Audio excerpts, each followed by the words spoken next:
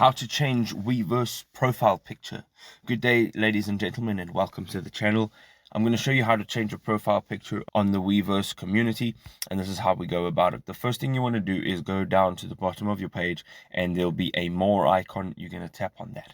Now, right from here, you can go up into the top of the page. There's a settings icon, and over here, you will see that there are some options. Now, if you don't find it here, there is another way to do it. Now, the reason you won't find it here always is because you might be using a different version, or you might be using a different device. So you can go back out here, and you can go back to your home page, and now you can scroll down to where you see your communities.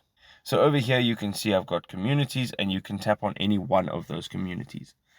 On the top of the page, you will see that there is a search icon, a profile picture, and then also the three dots. You're going to go ahead, tap on the three dots, and over here you can see I've got my name up at the top, and it says manage my profile. We can now tap on that, and right from here you can now actually change everything about your profile. So once you are on this page, you will see that there is an edit community profile. You're going to go ahead and tap on that. Here you can change your name and your profile picture as well as your privacy.